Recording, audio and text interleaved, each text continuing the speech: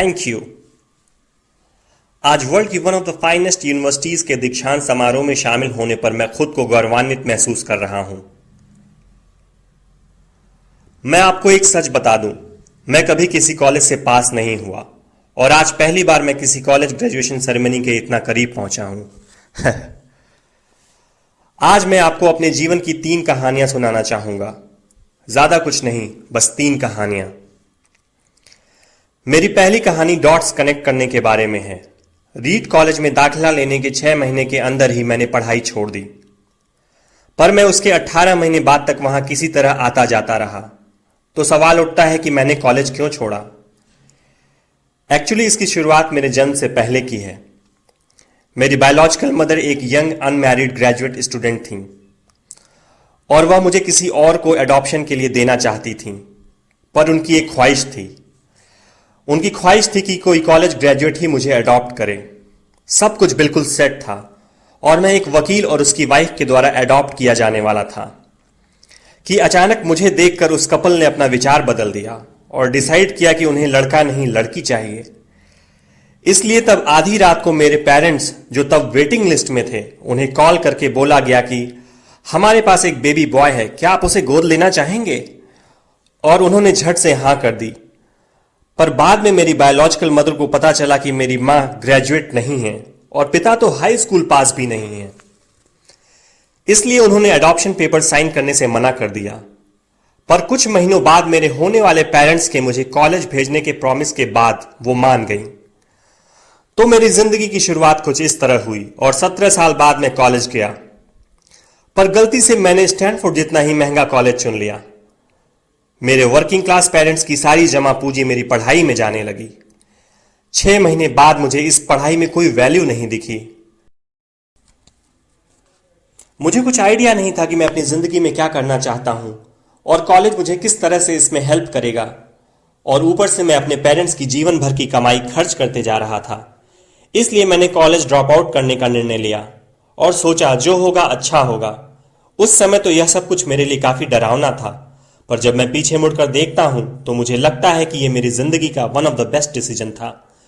जैसे ही मैंने कॉलेज छोड़ा, मेरे ऊपर से जरूरी क्लासेस करने की बाध्यता खत्म हो गई और मैं चुपचाप सिर्फ अपने इंटरेस्ट की क्लासेस करने लगा। यह सब कुछ इतना आसान नहीं था। मेरे पास रहने के लिए कोई रूम नहीं था, इसलिए मुझे दोस्तों के रूम में फर्श पर सोना पड़ता था। मैं कोक की बोतल लौटाने पर मिलने वाले पैसों से खाना खाता था। मैं हर संडे 7 मील पैदल चलकर हरे कृष्णा टेम्पल जाता था ताकि कम से कम हफ्ते में एक दिन पेट भर के खाना खा सकूं। यह मुझे काफी अच्छा लगता था। मैंने अपनी लाइफ में जो कुछ भी अपनी क्यूरियोसिटी और इंट्यूशन की वजह से किया, वह बाद में मेरे लिए प्राइसलेस साबित हुआ। Let me give an example. उस समय रीड कॉलेज शायद दुनिया की सबसे अच्छी जगह थी जहां कैलीग्राफी सिखाई जाती थी। पूरे कैंपस में हर एक पोस्टर, हर एक लेबल बड़ी खूबसूरती से हाथों से कैलीग्राफ किया होता था। चूंकि मैं कॉलेज से ड्रॉप आउट कर चुका था, इसलिए मुझे नॉर्मल क्लासेस करने की कोई जरूरत नहीं थी। मैंने तय किया कि मैं कैलीग्राफी की क्लासेस करूंगा और इसे अच्छी तरह से सीखूंगा। मैंने सेरिफ और सैंस सेरिफ टाइप फेसेस के बारे में सीखा, अलग अलग लेटर कॉम्बिनेशन के बीच में स्पेस वेरी करना और किसी अच्छी टाइपोग्राफी को क्या चीज अच्छा बनाती है यह भी सीखा। यह खूबसूरत था, इतना आर्टिस्टिक था कि इसे साइंस द्वारा कैप्चर नहीं किया जा सकता और यह मुझे बेहद अच्छा लगता था। उस समय जरा सी भी उम्मीद नहीं थी कि मैं इन चीजों का यूज कभी अपनी लाइफ में करूंगा। लेकिन जब 10 साल बाद हम अपना पहला मैकिन्टॉश कंप्यूटर बना रहे थे, तब मैंने इसे मैक में डिजाइन कर दिया और मैक खूबसूरत टाइपोग्राफी युक्त दुनिया का पहला कंप्यूटर बन गया। अगर मैंने कॉलेज से ड्रॉप आउट नहीं किया होता तो मैक में कभी मल्टीपल टाइप फेसेस या प्रोपोर्शनली स्पेस्ड फॉन्ट्स नहीं होते और चूंकि विंडोज ने मैक की कॉपी की थी तो शायद किसी भी पर्सनल कंप्यूटर में ये चीजें नहीं होती।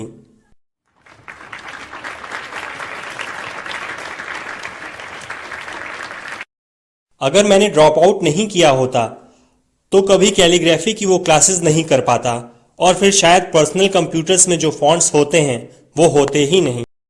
ऑफ कोर्स जब मैं कॉलेज में था तब भविष्य में देखकर इन डॉट्स को कनेक्ट करना इम्पॉसिबल था, लेकिन 10 साल बाद जब मैं पीछे मुड़कर देखता हूं तो सब कुछ बिल्कुल साफ नजर आता है। आप कभी भी फ्यूचर में झांककर डॉट्स कनेक्ट नहीं कर सकते, आप सिर्फ पास्ट देखकर ही डॉट्स कनेक्ट कर सकते हैं। इसलिए आपको यकीन करना होगा कि अभी जो हो रहा है वह आगे चलकर किसी न किसी तरह आपके फ्यूचर से कनेक्ट हो जाएगा। आपको किसी न किसी चीज में विश्वास करना ही होगा, अपने गट्स में, अपनी डेस्टिनी में, अपनी जिंदगी या फिर अपने कर्म में किसी न किसी चीज में विश्वास करना ही होगा, क्योंकि इस बात में बिलीव करना कि आगे चलकर डॉट्स कनेक्ट होंगे आपको अपने दिल की आवाज सुनने की हिम्मत देगा, तब भी जब आप बिल्कुल अलग रास्ते पर चल रहे होंगे। And that will make the difference. मेरी दूसरी कहानी लव और लॉस के बारे में है। मैं जिस चीज को चाहता था वह मुझे जल्दी ही मिल गई। वोज और मैंने अपने पेरेंट्स के गैराज से एप्पल शुरू की। तब मैं 20 साल का था। हमने बहुत मेहनत की और 10 साल में एप्पल 2 लोगों से बढ़कर $2 बिलियन और 4000 लोगों की कंपनी हो गई। हमने अभी 1 साल पहले ही अपनी फाइनेस्ट क्रिएशन मैकिन्टॉश रिलीज की। मैं 30 का हो गया था और मुझे कंपनी से फायर कर दिया गया। आप अपनी ही बनाई हुई कंपनी से फायर कैसे हो सकते हैं? वेल, जब कंपनी ग्रो होने लगी तब हमने एक टैलेंटेड आदमी को हायर किया। मैंने सोचा कि वो मेरे साथ कंपनी रन करेगा। पहले 1 साल सब कुछ ठीक ठाक चला, लेकिन फिर कंपनी के फ्यूचर विजन को लेके हम दोनों में मतभेद होने लगे। बात बोर्ड ऑफ डायरेक्टर्स तक पहुंच गई और उन लोगों ने उसका साथ दिया। सो एट 30 मुझे निकाल दिया गया, पब्लिकली निकाल दिया गया। जो मेरी पूरी एडल्ट लाइफ का फोकस था वह अब खत्म हो चुका था और ये बिल्कुल ही तबाह करने वाला था। मुझे सचमुच अगले कुछ महीनों तक समझ ही नहीं आया कि मैं क्या करूं। मुझे महसूस हुआ कि ये सब कुछ इतनी आसानी से एक्सेप्ट करके मैंने अपने पहले की जनरेशन के एंटरप्रेन्योर्स को नीचा दिखाया है। मैं डेविड पैकर्ड और बॉब नॉयस से मिला और उनसे सब कुछ ऐसा हो जाने पर माफी मांगी। मैं एक बहुत बड़ा पब्लिक फेलियर था। एक बार तो मैंने वैली छोड़कर जाने की भी सोची, पर धीरे धीरे मुझे एहसास हुआ कि मैं जो काम करता हूं उसके लिए मैं अभी भी पैशनेट हूं। एप्पल में जो कुछ हुआ उसकी वजह से मेरे पैशन में जरा सी भी कमी नहीं आई है। मुझे रिजेक्ट कर दिया गया है, पर मैं अभी भी अपने काम से प्यार करता हूं। इसलिए मैंने एक बार फिर से शुरुआत करने की सोची।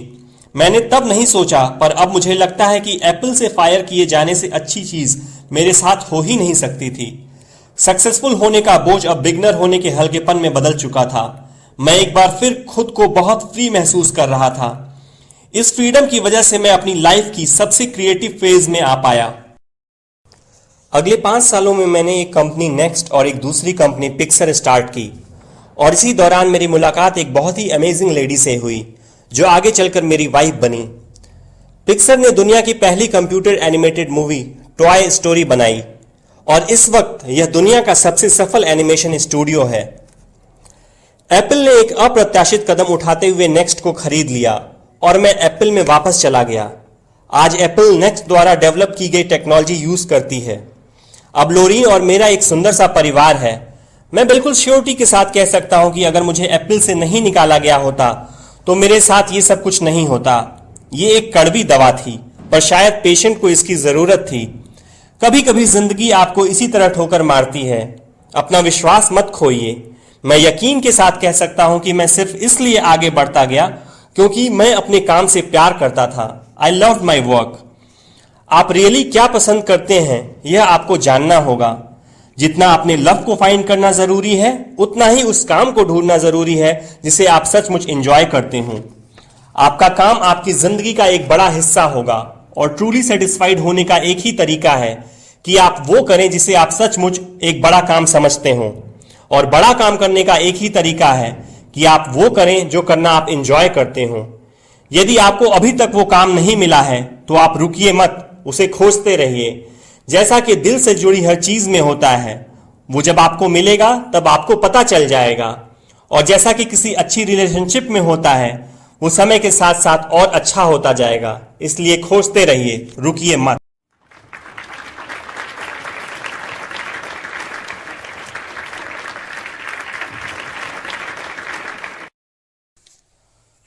मेरी तीसरी कहानी डेथ के बारे में है। जब मैं 17 साल का था तो मैंने एक कोट पढ़ा था जो कुछ इस तरह था, यदि आप हर रोज ऐसे जिएं जैसे कि ये आपकी जिंदगी का आखिरी दिन है तो आप किसी न किसी दिन सही साबित हो जाएंगे। इसने मेरे दिमाग पे एक इंप्रेशन बना दी और तब से पिछले 33 सालों से मैंने हर सुबह उठकर शीशे में देखा है और खुद से एक सवाल किया है, अगर ये मेरी जिंदगी का आखिरी दिन होता तो क्या मैं आज वो करता जो मैं करने वाला हूं? और जब भी लगातार कई दिनों तक जवाब नहीं होता है, मैं समझ जाता हूं कि कुछ बदलने की जरूरत है। इस बात को याद रखना कि मैं बहुत जल्द मर जाऊंगा मुझे अपनी लाइफ के बड़े डिसीजंस लेने में सबसे ज्यादा मदद करता है, क्योंकि जब एक बार डेथ के बारे में सोचता हूं तब सारी एक्सपेक्टेशंस, सारा प्राइड, फेल होने का डर, सब कुछ गायब हो जाता है और सिर्फ वही बचता है जो वाकई जरूरी है। इस बात को याद रखना कि एक दिन मरना है किसी चीज को खोने के डर को दूर करने का सबसे अच्छा तरीका है। आप पहले से ही नेकेड हैं, ऐसा कोई रीजन नहीं कि आप अपने दिल की ना सुने। करीब 1 साल पहले मुझे पता चला कि मुझे कैंसर है। सुबह 7:30 बजे मेरा स्कैन हुआ जिसमें साफ साफ दिख रहा था कि मेरे पैंक्रियाज में ट्यूमर है। मुझे तो पता भी नहीं था कि पैंक्रियाज होते क्या हैं। डॉक्टर ने लगभग यकीन के साथ बताया कि मुझे एक ऐसा कैंसर है जिसका इलाज संभव नहीं है और अब मैं बस 3 से 6 महीने का मेहमान हूं। डॉक्टर ने सलाह दी कि मैं घर जाऊं और अपनी सारी चीजें व्यवस्थित कर लूं, जिसका इनडायरेक्ट मतलब होता है कि आप मरने की तैयारी कर लीजिए। इसका मतलब कि आप कोशिश करिए कि आप अपने बच्चों से जो बातें अगले 10 साल में करते वे अगले कुछ महीनों में कर लीजिए। इसका यह मतलब होता है कि आप सब कुछ व्यवस्थित कर लीजिए ताकि आपके बाद आपकी फैमिली को कम से कम परेशानी हो। इसका यह मतलब होता है कि आप सबको गुड बाय कर दीजिए। मैंने इस डायग्नोसिस के साथ पूरा दिन बिता दिया। फिर शाम को मेरी बायोप्सी हुई, जहां मेरे गले के रास्ते पेट से होते हुए मेरे इंटेस्टाइन में एक एंडोस्कोप डाला गया और एक सुई से ट्यूमर से कुछ सेल्स निकाले गए। मैं तो बेहोश था, पर मेरी वाइफ जो वहां मौजूद थी उसने बताया कि जब डॉक्टर ने माइक्रोस्कोप से मेरे सेल्स देखे तो वह रो पड़ा। दरअसल सेल्स देखकर डॉक्टर समझ गया कि मुझे एक बहुत ही दुर्लभ प्रकार का पैंक्रियाटिक कैंसर है जो सर्जरी से ठीक हो सकता है। मेरी सर्जरी हुई और सौभाग्य से अब मैं ठीक हूं। मौत के इतना करीब मैं इससे पहले कभी नहीं पहुंचा और उम्मीद करता हूं कि अगले कुछ दशकों तक पहुंचूं भी नहीं। ये सब देखने के बाद मैं और भी विश्वास के साथ कह सकता हूं कि डेथ एक यूजफुल बट इंटेलेक्चुअल कॉन्सेप्ट है। कोई मरना नहीं चाहता है, यहां तक कि जो लोग स्वर्ग जाना चाहते हैं वो भी। फिर भी मौत वो मंजिल है जिसे हम सब शेयर करते हैं। आज तक इससे कोई बचा नहीं है और ऐसा ही होना चाहिए, क्योंकि शायद मौत ही इस जिंदगी का सबसे बड़ा आविष्कार है। ये जिंदगी को बदलती है, पुराने को हटाकर नए का रास्ता खोलती है और इस समय नए आप हैं, पर ज्यादा नहीं, कुछ ही दिनों में आप भी पुराने हो जाएंगे और रास्ते से साफ हो जाएंगे। इतना ड्रामेटिक होने के लिए मैं माफी चाहता हूं, पर यह सच है। आपका समय सीमित है, इसलिए इसे किसी और की जिंदगी जीकर व्यर्थ मत कीजिए। बेकार की सोच में मत फंसिए। अपनी जिंदगी को दूसरों के हिसाब से मत चलाइए। औरों के विचारों के शोर में अपने अंदर की आवाज को, अपने इंट्यूशन को मत डूबने दीजिए।